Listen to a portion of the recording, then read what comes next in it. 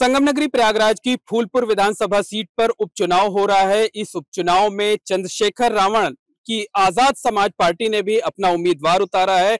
शाहिद अख्तर खान जो कि स्थानीय नेता हैं, जिला पंचायत के सदस्य रहे हैं, उन्हें उम्मीदवार बनाया गया है। वो लगातार गांवों में जा रहे हैं, प्रचार कर रहे हैं। साथ में वो हर वक्त जो है चंद्रशेखर आजाद की एक तस्वीर ऐसे लटकाए रहते हैं, कभी स्टिकर के माध्यम से, कभी गमछे के माध्यम से। शाहिद जी हमारे साथ हैं। शाहिद जी बताइए, चुनाव लड़ने की जरूरत क्यों पड़ी? चुनाव लड़ने की जरूरत, अगर आप देखें इस चुनाव को, निरंतर एक भरोसा जो लोगों को था 2014 के बाद जो सरकार बनी थी, हम भी, हमारे घर में एक छोटा बच्चा था 2 साल का, वो भी कहता था आपकी बात मोदी सरकार। मतलब एक लोगों ने, हर समाज, हर वर्ग के लोगों ने वोट दी।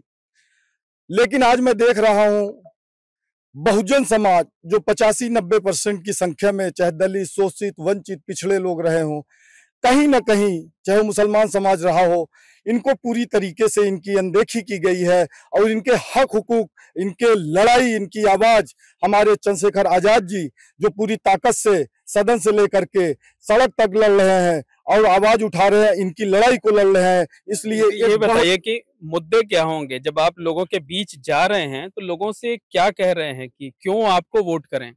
सबसे बड़ी चीज ये है, आपके चैनल के माध्यम से मैं बताना चाहता हूं, मुद्दे हमारी जनता ही जान चुकी है। आप मुद्दे कहेंगे तो मैं 10 मुद्दे बता सकता हूं, लेकिन जो सबसे बड़ा मुद्दा हमको समझ में आया अभी तक 2014 के बाद, वो रहा बेरोजगारी। लोग देश परदेश कमाते हैं, यहाँ गांव की जनता है, ईमानदारी से बता दे, महंगाई चरम सीमा पे बढ़ी है। अब बेरोजगार नौजवान यहाँ टहल रहा है, पढ़े लिखे लोग नौकरी नहीं पा रहे हैं, आत्महत्या कर रहे हैं।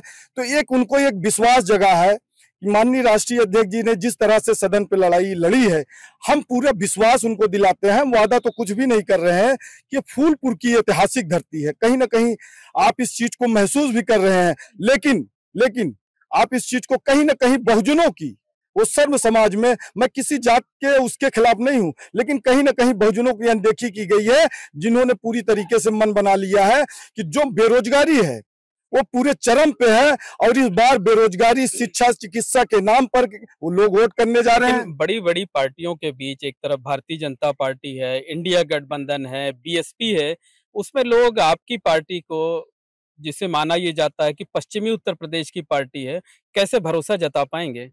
बहुत अच्छा सवाल आपने किया और बहुत अच्छा लगा। जितनी बड़ी पार्टियां रही हैं, इसके पहले कांग्रेस का दौर था, सपा का दौर था, बीजेपी का दौर था। ये चुनाव जिताने हराने का काम जनता करती है और जनता वोट करती है। और यही सवाल नगीना में भी पूछा गया था और हमारे राष्ट्रीय अध्यक्ष जी ने उस चीज को क्लियर कर दिया। और जिस तरीके से आम जनता, दलित, शोषित, वंचित, मुसलमान, पिछड़ा समाज, उनके ऊपर भरोसा जताया और उनकी लड़ाई भी लड़ रहे हैं पूरी ताकत से, आज हम सबों के बीच वो एक आवाज बन के उभरे हैं। और उन्हीं के राष्ट्रीय पार्टी हमारी भले। मुकाबला किससे मानते हैं? बीजेपी से, इंडिया गठबंधन से, बीएसपी से, किससे मुकाबला मानते हैं?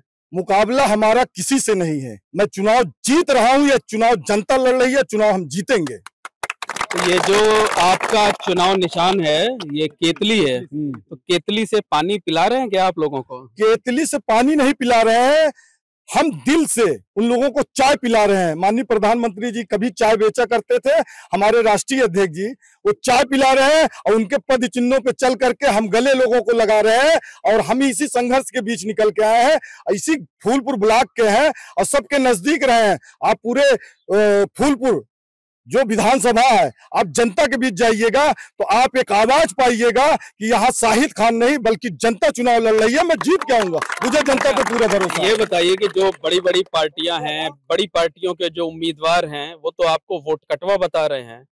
देखिए, इस बात पे मैं ये कहना चाहता हूं, आप भरोसा कर लीजिए, भरोसा कर लीजिए आप इस बात पे कि मैं कहीं ना कहीं इस जनता के बीच जा रहा हूं। जो जन सैलाब उमड़ रहा है, जिस तरीके का समर्थन मिल रहा है, वोट कोई भीड़ या बड़ी छोटी पार्टी के लोग नहीं देखा करते हैं। आप ये भी इतिहास अपने चैनल के माध्यम से आप बहुत देखे होंगे, बड़े बड़े प्रधानमंत्री, मुख्यमंत्री जब जनता ठान लेती है, वो भी चुनाव हारते हैं और जब जनता ठान लेती कि हमको इनको बनाना है तो सड़क से उठा के सदन तक पहुंचा देते हैं। ये जनता की ताकत है। ठीक है, आपको जनता के ऊपर भरोसा है।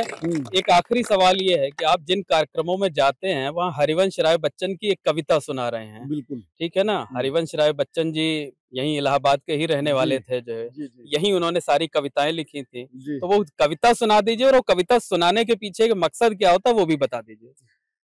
कविता इसलिए सुनाया करता हूं कि 1993 में हमारे फादर ट्रक चलाते थे। मैं पढ़ने गया था यूनिवर्सिटी में, संघर्षों के बीच राजनीति की। कभी हमने सौदेबाजी नहीं की, कभी हम कोई एक आक्षेप नहीं लगा सकता। मैं जिला पंचायत सदस्य भी रहा हूं, आपको भरोसा दिला रहा हूं, आप पता कर लीजिए, कहीं एक दाग नहीं होगा, कोई हमारे ऊपर चेहरे पे या कोई एक केस नहीं होगा। मैं निरंतर वैसे भी समाज में बना रहता हूं, और उस पे कविता का मकसद ये है कि हमारे राष्ट्रीय अध्यक्ष जी का जो इतिहास रहा है, उसके पहले भी हम संघर्ष के बीच हम भी संघर्ष कर रहे थे। पहले कविता सुनाइए तब मतलब बताइए ना। कविता में आप अगर चाह रहे हैं तो मैं कहता भी हूँ कि कब तक मजहबी नशा बांटिएगा, ये उन्माद वाली हवा बांटिएगा, ये मंदिर ये मस्जिद शिवालयों के झगड़े, वतन ही ना होगा तो क्या बांटिएगा, जो हिंदू मुस्लिम के नाम पे बट रहा। तो कविता मैं कहता हूँ हरिवंश राय बच्चन जी की, वो इसलिए कहता हूँ कि मैं संघर्ष से निकल करके सुनाते हैं ना कोशिश करने वालों की। हाँ जी, मैं वो सुना रहा हूँ कि असफलता एक चुनौती है, स्वीकार करो। सबके लिए मैं कह रहा हूं, चाहे कोई भी, ये नहीं है कि नेताजी अकेले हो जाए तो उसके बाद ही आप सारे चीजों कर ले। मेरी जो जिम्मेदारी मैं करूंगा, जो किसानी करता है मेहनत से करता है उसका अपना, चाहे मजदूरी करे चाहे पढ़ाई करे, तो उसके लिए मैं हमेशा हमारे दिल को छूता है। बहुत बार हजारों बार कहा, मेरा सौभाग्य है कि आज एबीपी न्यूज पे आपने एक कविता सुनना चाहा कि असफलता एक चुनौती है, स्वीकार करो, क्या कमी रह गई देखो और सुधार करो, और जब तक न हो तुम सफल नींद चैन को त्यागो तुम, संघर्षों का मैदान छोड़ मत भागो तुम, और कुछ किए बिना ही जय जयकार नहीं होती, और कोशिश करने वालों की कभी हार नहीं। मतलब आप लोगों को यही बताना चाहते हैं कि आप कोशिश कर रहे हैं तो कामयाबी भी मिलेगी, बड़ी पार्टियों वाले से आप मुकाबला कर सकते हैं, बड़े चेहरों से आप लड़ सकते हैं। मान लीजिए 1% आपकी बात से मैं पूरा इत्तेफाक रख रहा हूं, मैं संघर्ष करता हूं, सही बात है।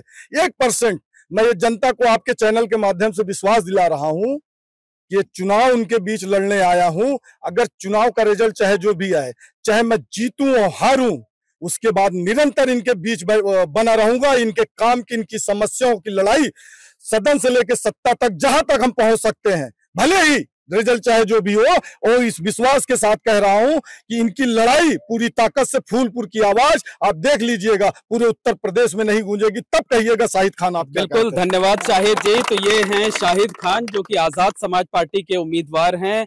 इलाहाबाद के ही रहने वाले हरिवंश राय बच्चन की कविता सुनाकर लोगों से वोट मांग रहे हैं, लोगों को ये भरोसा दिला रहे हैं कि वो चुनाव जीते या हारें, नतीजा कुछ भी हो, लेकिन वो उनके बीच बने रहेंगे।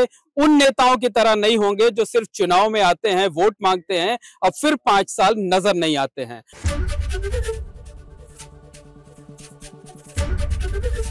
एबीपी गंगा, खबर आपकी, जुबान आपकी।